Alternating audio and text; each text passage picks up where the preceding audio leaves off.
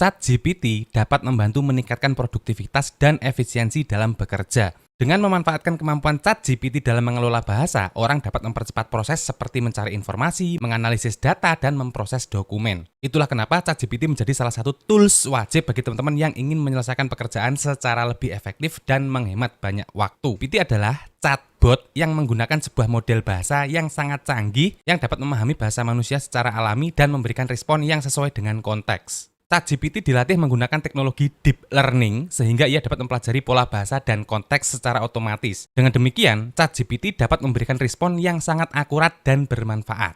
ChatGPT dapat digunakan dalam berbagai aplikasi seperti bertanya, menjawab soal, konsultasi, mengerjakan tugas, dan lain-lain. Dengan kemampuan ChatGPT, pengguna dapat berinteraksi dengan menggunakan bahasa manusia secara alami. ChatGPT juga sangat bermanfaat bagi para peneliti dan pengembang untuk mempelajari bahasa manusia dan mengembangkan teknologi yang lebih canggih di masa depan. Oke, selanjutnya saya akan menjelaskan tentang cara kerja ChatGPT. Cara kerja ChatGPT adalah dengan mempelajari pola bahasa dan konteks dari sejumlah besar teks yang ada di internet. Setelah dilatih, ChatGPT dapat memahami bahasa manusia secara alami dan memberikan respon yang sesuai dengan konteks. Dalam interaksi dengan pengguna, ChatGPT akan menganalisis input bahasa dan memberikan respon yang paling sesuai dengan informasi yang telah dipelajari dari data yang telah diterima selama pelatihan. Proses ini dapat diulang beberapa kali untuk meningkatkan kemampuan ChatGPT dalam memahami bahasa manusia.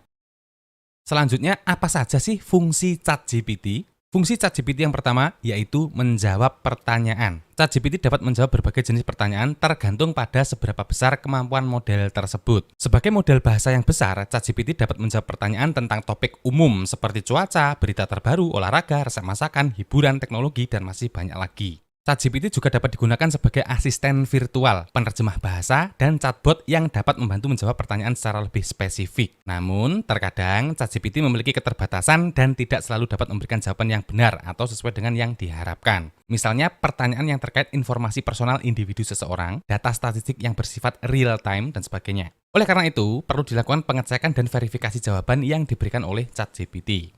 Fungsi yang kedua yaitu memberikan rekomendasi. ChatGPT dapat digunakan sebagai pemberi rekomendasi karena kemampuannya dalam mempelajari pola dan konteks. Dalam konteks pemberian rekomendasi, ChatGPT menganalisis preferensi dan perilaku pengguna untuk memberikan rekomendasi yang paling sesuai. Contoh penggunaan ChatGPT sebagai pemberi rekomendasi adalah dalam dunia e-commerce. ChatGPT dapat memberikan rekomendasi produk berdasarkan preferensi dan sejarah belanja pengguna. Di bidang media sosial, ChatGPT dapat memberikan rekomendasi konten berdasarkan preferensi dan aktivitas pengguna. Dalam bidang perjalanan, ChatGPT dapat memberikan rekomendasi destinasi wisata berdasarkan preferensi dan anggaran pengguna. Namun perlu diingat bahwa rekomendasi yang diberikan oleh ChatGPT masih perlu diverifikasi oleh manusia untuk memastikan kualitas dan relevansi informasi yang diberikan. Fungsi yang ketiga yaitu membuat teks secara otomatis. ChatGPT adalah sebuah model bahasa alami yang dilatih menggunakan teknologi deep learning. Model ini dapat digunakan untuk membuat teks otomatis dengan cara memprediksi kata-kata berikutnya berdasarkan pada konteks dan informasi yang ada sebelumnya. ChatGPT dapat digunakan untuk membuat teks dalam berbagai konteks, seperti pembuatan artikel, menerjemahkan teks, membuat deskripsi produk, membuat skrip video, dan lain-lain.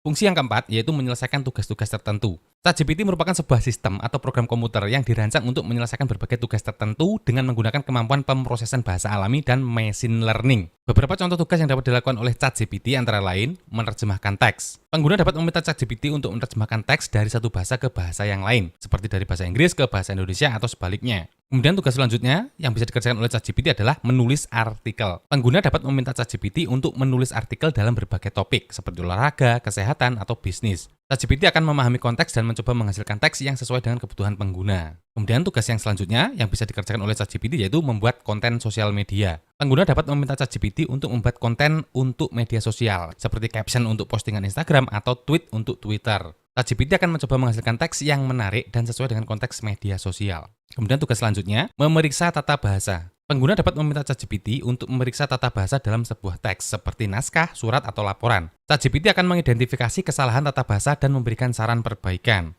Kemudian tugas yang selanjutnya lagi, yaitu membantu dalam chatbot bisnis. ChatGPT dapat digunakan dalam chatbot bisnis untuk membantu pelanggan dalam melakukan tugas-tugas seperti pemesanan, pembayaran, atau pemilihan produk. ChatGPT akan memahami konteks bisnis dan memberikan bantuan yang relevan. Dan masih banyak lagi teman-teman, bisa menyesuaikan sesuai bidang yang sedang digeluti. Misalnya teman-teman adalah seorang pelajar, bisa saja minta ChatGPT untuk membuatkan makalah. Jika teman-teman adalah seorang guru, bisa meminta ChatGPT untuk dibuatkan kerangka pembelajaran misalnya. Jika teman-teman adalah seorang maklar jual beli, teman-teman bisa meminta ChatGPT untuk dibuatkan surat perjanjian jual beli. Bisa juga meminta ChatGPT untuk dibuatkan surat kuasa untuk perpanjangan STNK misalnya. Atau jika teman-teman menjalankan sebuah bisnis, teman-teman bisa meminta ChatGPT untuk dibuatkan laporan keuangan. Jadi bisa disesuaikan saja, sesuai dengan profesi atau bidang yang teman-teman geluti untuk memaksimalkan penggunaan ChatGPT. Oke, sekarang kita langsung praktek saja ya teman-teman. Bagaimana sih memulai menggunakan ChatGPT? Sekedar informasi saja, untuk menggunakan ChatGPT ini, untuk mengakses situsnya ini, teman-teman bisa menggunakan laptop maupun HP. Tapi di sini saya contohkan menggunakan laptop. Pertama-tama silakan teman-teman buka situs ChatGPT, alamatnya di openai.com. Kemudian scroll ke bawah. Nah, maka nanti di sini akan ada tulisan Try ChatGPT, coba ChatGPT. Ini klik saja, akan terbuka halaman baru seperti ini. Dan teman-teman harus registrasi terlebih dahulu ya, membuat akun ChatGPT terlebih dahulu. Caranya klik sign up. Kalau sudah punya akun nanti klik login di sini. Langsung saja klik sign up di sini. Nah, kemudian isikan email yang masih aktif, kemudian klik continue dan ikuti instruksi selanjutnya. Jika teman-teman sudah punya akun, teman-teman bisa langsung klik Try ChatGPT lagi. Nanti tampilannya akan seperti ini lagi, kemudian klik login. Isikan email di sini, kemudian klik continue. Selanjutnya isikan password, kemudian klik continue lagi. Nah, maka akan langsung terbuka halaman chat seperti ini. Jadi di sini kita bisa langsung menggunakan, kita bisa langsung bertanya, kita bisa meminta saran atau berkonsultasi langsung dengan ChatGPT, teman-teman. Jadi di sini ChatGPT itu penggunaannya itu mirip aplikasi Siri ya, atau sama juga seperti Google Assistant. Sekilas fungsinya memang seperti virtual assistant, teman-teman. Asisten pribadi secara virtual gitu ya. Sebagai contoh, yang pertama di sini saya akan berkonsultasi dengan ChatGPT. Langsung ketikkan saja di kolom send a message ini. Misalnya, kenapa saya selalu mengalami penolakan dalam hidup saya. Kemudian enter saja, maka dia ChatGPT akan langsung memberikan jawaban atau saran untuk kita teman-teman. Nah, seperti ini lagi generating ya, kita tunggu dulu prosesnya. Atau ini videonya saya pause dulu ya teman-teman ya, saya percepat supaya tidak terlalu lama menunggu. Nah, sudah selesai teman-teman, ChatGPT sudah memberikan jawaban ya secara lengkap. Tadi saya bertanya, kenapa sih saya selalu mengalami penolakan dalam hidup saya? Dan di sini ChatGPT memberikan alasannya. Ini ya, ada banyak kemungkinan alasan mengapa seorang mungkin mengalami penolakan dalam hidup mereka. Jadi alasannya bisa dilihat di sini, kurangnya rasa percaya diri, komunikasi yang buruk, tidak memahami atau menghormati perbedaan orang lain, dan seterusnya. Nah, contohnya seperti itu teman-teman. Kemudian di sini kita bisa melanjutkan lagi. Pertanyaan selanjutnya terkait dengan pertanyaan kita sebelumnya. Misalkan, lalu apa yang seharusnya saya lakukan? Enter saja. Kemudian ChatGPT akan memberikan saran lagi teman-teman. Seperti itu. Nah, seperti ini. Ini saya skip dulu ya, supaya tidak terlalu menunggu lama. Nah, sudah selesai teman-teman. Jadi di sini kita itu serasa berkonsultasi ya, dengan konsultan gitu ya, dengan psikolog atau macamnya. Pertama, tadi kita menanyakan apa sih penyebabnya atau alasannya ya, kenapa kita itu selalu mengalami penolakan. Kemudian ChatGPT memberikan jawabannya, dan selanjutnya apa yang harus kita lakukan? What should I do? Nah, di sini ChatGPT langsung juga memberikan saran ya. Keren ya? Selain berkonsultasi seperti ini, kita juga bisa meminta ChatGPT untuk mengerjakan tugas. Seperti contohnya membuat deskripsi produk. Misalnya di sini saya akan membuat deskripsi produk untuk mie sehat tanpa bahan pengawet. Langsung saja ketikan, tolong buatkan deskripsi produk untuk mie sehat tanpa bahan pengawet. Seperti ini, enter saja. Nah, maka dia akan langsung membuatkan teman-teman. Kita tinggal tunggu prosesnya sampai selesai. Nah, sudah selesai teman-teman. Jadi yang sebelumnya kita harus memikirkan berjam-jam untuk membuat deskripsi produk, dengan menggunakan ChatGPT, itu bisa selesai dalam waktu 1 menit saja. Dan bahasa yang diberikan itu sangat-sangat bagus sekali. Struktur bahasanya juga sangat bagus, sehingga mudah untuk dipahami teman-teman. Keren ya? Kemudian kita bisa juga meminta ChatGPT untuk mengerjakan atau membuat dokumen. Sebagai contoh di sini saya akan meminta ChatGPT untuk membuatkan surat kuasa ya. Tolong buatkan surat kuasa untuk pengurusan perpanjangan STNK 5 tahunan.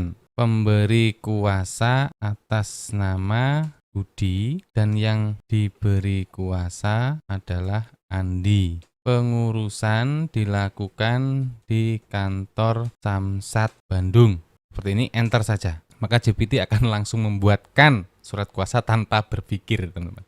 Nah, nanti kita tinggal mengganti alamat, nomor KTP, itu tinggal kita ganti sesuai dengan aslinya. Nah, sudah selesai. Jadi memang format untuk surat kuasa itu seperti ini. Jika teman-teman cari di Google pun, formatnya juga mirip-mirip seperti ini. Ini tinggal di-copy, kemudian disalin ke Microsoft Word, kemudian ditempelin materai, tanda tangan, beres, teman-teman.